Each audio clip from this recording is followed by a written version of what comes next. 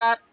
मी आज दक्षिण सोलापूरमधील मंद्रुप या गावात आलेलो आहे आणि महाविद्यालयामध्ये या ठिकाणी काही युवकांशी काही विद्यार्थ्यांशी संवाद साधणार आहोत आणि निवडणुकीच्या रणधुमाळीत आज दक्षिण सोलापूरमधील युवकांचे काय मत आहेत ते जाणून घेण्यासाठी मी या ठिकाणी आलेलो आहे. नमस्कार, आपलं नाव काय? विनायक राजकुमार पाटील. आज सध्या दक्षिण सोलापूरमधील उमेदवार कसा असावा जेणेकरून आपलं मत शांततेने आणि कसं ओळखणार आहात, आपलं उमेदवार कसं निवडणार आहात? मी माझा उमेदवार म्हणजे लोकांचा विचार करणे फक्त स्वतः म्हणजे समाजासाठी जे करतात, जे म्हणजे आपला स्वतःचा नाही धर्म जाती धर्म काही बघू नये, जे समाजासाठी करणारा असला नेता पाहिजे आपल्याला. आपण त्यांनाच निवडून द्यायला पाहिजे. आपलं नाव काय? महेश लक्ष्मी वाघमारे. सध्या दक्षिण सोलापूरमध्ये उमेदवार कसा असावा? उमेदवार कसा असा म्हटलं तर प्रत्येकांना आता रोजगार तर लय वाढले आहेत. त्यामुळे विद्यार्थ्यांसाठी आणि बेरोजगार आहे जे विद्यार्थी वगैरे आहेत त्यांना काम पण नाही सध्या. आणि सध्या म्हटलं तर मंद्रुप गावात MIDCचं अजून काम झालेलं नाही. त्यामुळं काम पण असावा आणि नेता असा असावा की सर्व धर्म समभाव असावा. नेत्याकडून नेमकं काय विकासाचं विजन काय असावं नेमकं दक्षिणसाठी?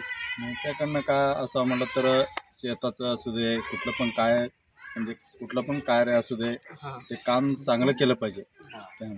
आपलं नाव काय? पंचाक्षरी कुर्ले. सध्या दक्षिण सोलापूरमध्ये चेहरा कसला असावा जेणेकरून उमेदवाराच्या माध्यमातून आपलं काम होईल? दक्षिण सोलापूरमध्ये चेहरा असा असावा की येत्या काळापेक्षा यावेळी थोडा नवीन चेहरा असावा. नेमकं ज्वलंत प्रश्न काय आहेत दक्षिण सोलापूरमध्ये? दक्षिण सोलापूर म्हणजे शेतकऱ्यांची आहे आणि MIDC बद्दलही आहे. शिकूनही बेरोजगार खूप वाढलेला आहे. यंदा परिवर्तन होणार का दक्षिणमध्ये? होणार, पण परिवर्तन होण्यासाठी योग्य नेता यावा ना. जात धर्म त्यामुळे बदल हवा आहे. नेमकं तुम्ही त्या नेत्यामधला कुठला गुण घेणार आहात की जो नेता असंच असायला पाहिजे असं तुम्हाला वाटतं? कुठला का पक्षाचा असू दे, नेता असावा असं की म्हणजे कुठं पण फोन केला तर त्याने काय तर काम केलं पाहिजे. काम करणारा असावा. काम करणारा असावा. असं कुठला चेहरा वाटतं का आपल्याला कोण काम करणार? सध्या तर नाही, परंतु परिवर्तन होणार. त्यामुळं सर्वांनी मतदानाचं अंमलबजावणी केलंच पाहिजे हे आमच्याकडून अपेक्षा. तरुणांना काय आवाहन कराल की दक्षिण सोलापूरमधील की जेणेकरून अशा पद्धतीने मतदान केलं पाहिजे? असं म्हणजे नेत्याचा चेहरा, त्याचं शिक्षण वगैरे ओळखून मत करावं.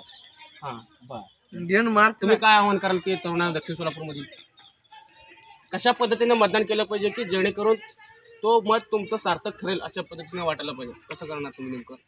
म्हणजे तर आता विद्यार्थ्यासाठी जे काम वगैरे केलं पाहिजे त्यांनी.